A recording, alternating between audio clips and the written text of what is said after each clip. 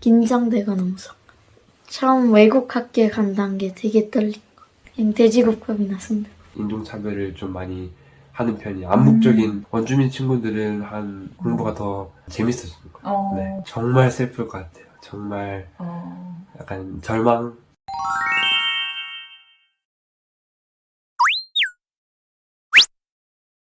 밴쿠버에서 학교를 2년을 다니고 여기 사스카추안에 와서 1년을 다녔는데 네. 밴쿠버랑 사스카추안은 학교 시스템이 가장 다른 게 어떤 게 있는 것 같아? 경쟁력인 것 같아요. 그래서 BC에는 이제 사람들이 많이 오는 곳이고 인구도 되게 많고 그 다음에 다양한 민족들이 섞이는 곳가여서 특히 이제 BC에서는 아시안 친구들이 되게 많았거든요. 이제 뭐 중국에서 오는 친구들, 인도에서 오는 친구들, 일본에서 오는 친구들, 또 한국 친구들 해가지고 되게 아시안 그 층이 많다 보니까 아시아에서는 이제 많이 경쟁을 주로 하잖아요. 그래서 그런 경쟁 약간 의식이 여기 밴쿠버에서도 조금은 반영이 된 것 같아서 이제 그런 경쟁 의식 같은 게 BC에서는 좀 남아 있었던 것 같아요. 그래서 이제 반 전체의 퀄리티가 이제 조금 더 우수하고 학업적으로 뛰어난 것 같아요. 근데 사스카추안이 이제 캐네디언 친구들이 많고 그다음에 또 이제 원주민 친구들도 되게 많기 때문에 아시안 친구들은 BC에 비해서 엄청나게 줄어들었고 많이 찾아볼 수가 없는 상태고 그래서 이제 오히려 경쟁 의식이나 그렇게 많이 서로를 견제하는 시스템은 없는 것 같아요. 그런데 이제 서로 이제 도와주고 좀 여유로운 분위기 안에서 그냥 편안하게 공부할 수 있는 곳이 사스카추안인 거예요. 무한이 지금 한 반에 학생이 몇 명이야?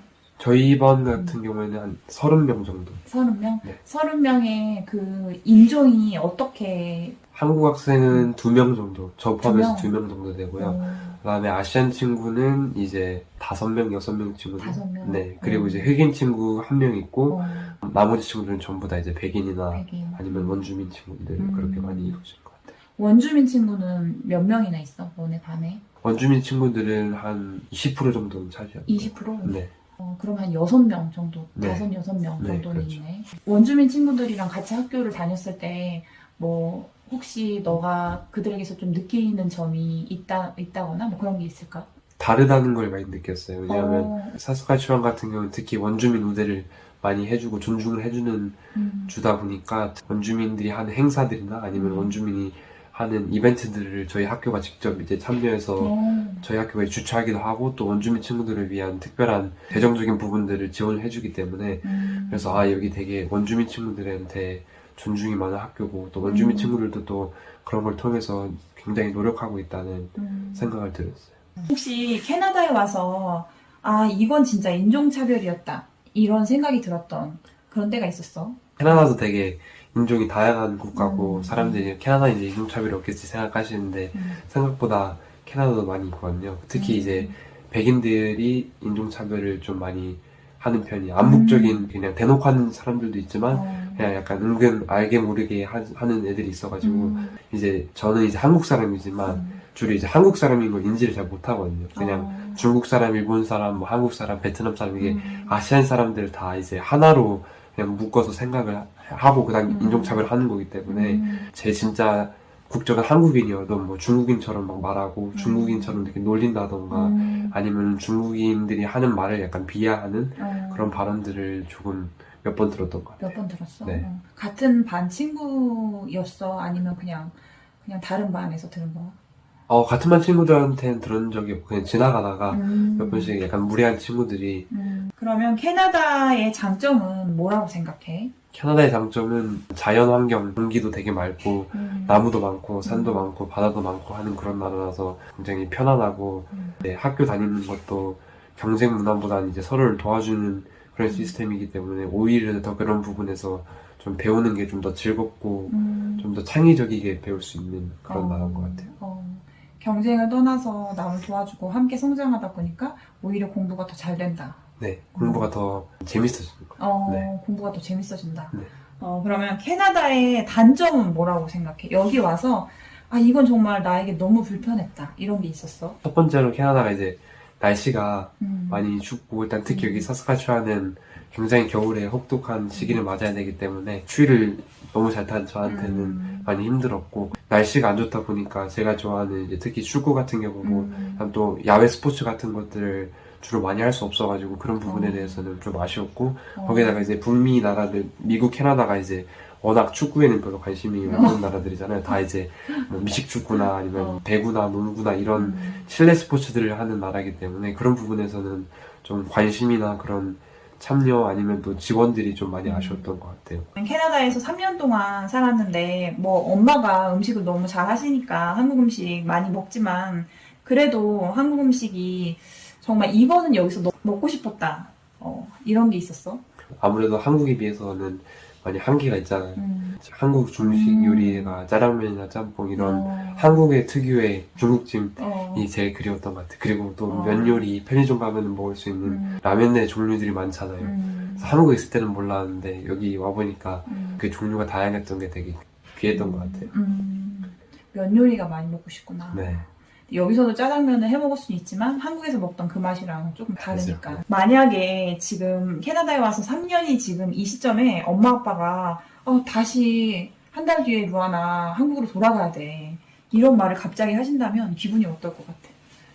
정말 슬플 것 같아요. 정말 약간 절망감이 너무 들 것 같고 영어도 많이 늘었고 그리고 또 친구들도 지금 여기 있고 저는 이 캐나다 생활 너무 만족하면서 살고 있기 때문에 한국에 대한 교육의 부분은 제가 또 좀 안 좋은 기억들이 있어가지고 한국 학교에 다시 가서 친구들이랑 경쟁하면서 또 그렇게 안 배웠던 한국말을 또 다시 써야 된다고 생각하면은 저는 좀 무서울 것 같아요. 무서울 것 그래서 같아. 네, 최대한 한국으로 돌아가는 건 피할 수 있으면 피하고 싶어요.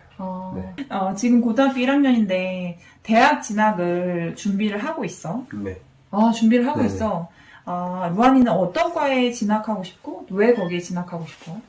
아직 확실한 여기로 가야겠다는 결정하지 않았는데 일단 주로 사람들과 같이 어울리는 그런 직업들 하고 싶어요. 뭐 가장 크게 생각하고 있는 건 이제 심리학자, 사이콜로지스트로 해서 사람들의 이제 고민이나 어려운 부분들을 도와주고 또 이제 그런 사람들한테 좋은 영향력을 끼칠 수 있는 그런 직업으로 되고 싶어서 아니면 또 이제 경찰, 캐나다 경찰 되게 존중을 많이 받고 그 다음에 또 사람들을 많이 살리는 일을 하기 때문에 심리학사나 경찰 이렇게 사람들한테 많이 도움이 되고 사람들과 많이 컨택이 되는 그런 과를 많이 알아보고 있어요.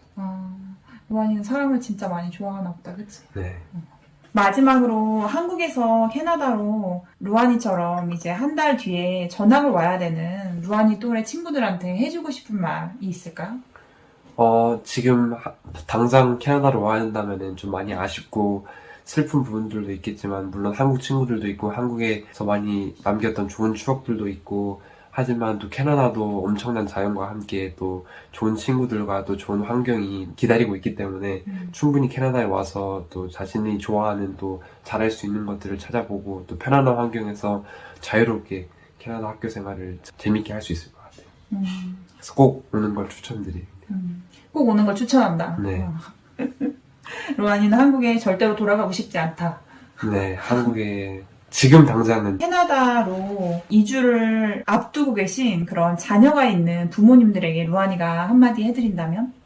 여기 한국에서 캐나다로 넘어오시는 가족들이나 이제 자녀분들을 데리고 오시면은 아마 그 자녀에게 있어서 인생에 있어서 가장 큰 선물이 될 것 같아요. 한국에도 충분히 매력적인 부분들이 있지만 캐나다에서 한국에서 느낄 수 없는 그런 엄청난 경험과 고민하고 계신다면은 제가 경험한 바로서는 꼭 데려오셔서 자녀에게 최고의 선물을 남겨주시길 저는 바랍니다. 감사합니다. 자기소개 해줄 수 있어요? BCS 학교에 다니고 있는 5학년 이용환이라고 합니다. 사스카추안 배틀포드에 있는 학교를 다니는 5학년 이요한 군. 한국에서 초등학교 어디까지 마치고 여기 왔어? 1학년 딱 마치고 바로 1학년 마치고 여기 왔고 지금은 그러면 5학년이 됐어? 네. 그럼 여기서 이제 3년 동안 학교 다녔는데 한국에서 학교 다녔을 때랑 여기서 학교 다닐 때랑 비교했을 때 어디가 더 좋아? 뭔가 약간 캐나다가 좀 더 좋아. 캐나다가 더 좋아? 왜 캐나다가 더 좋은 것 같아? 약간 학교가 이렇게 룰 같은 게 없어서 되게 프리한 것 같아. 여기 3년 전에 처음 왔을 때 2학년으로 학교를 입학했는데 학교 갈 때 첫날 느낌이 어땠어? 떨렸어? 처음 외국 학교에 간다는 게 되게 떨린 것 같아. 너무 외국 떨렸어. 한국어 말고 외국어를 써야 된다. 그 엄마가 캐나다로 이사를 가야 된다라고 했을 때 처음에 느낌이 어땠어? 설렜어? 아니면 너무 무서웠어? 아니면 가기 싫었어? 설렌 거는 그렇게 많지 않은데 그냥 조금 긴장되거나 무서워. 언어가 다르다 보니까 적응도 캐나다에 잘 해야 되고 그러니까 약간 힘들 것 같아서. 초등학교 1학년 때 한국에서 공부할 때 영어 공부해봤어? 영어 공부를 그때 방과 같은 거 그냥 조금만 들어. 조금 해봤어? 그리고 여기 와서 지금 3년이 지났잖아.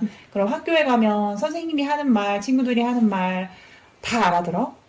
다는 아닌데 거의 다. 이제 거의 다 알아들을 수 있어. 그러면 언제쯤부터 좀 편안하게 알아듣기 시작했어? 요한이는? 반년 정도 지난다. 6개월 정도 지난 다음에 이제 친구들의 말이 들리기 시작했어.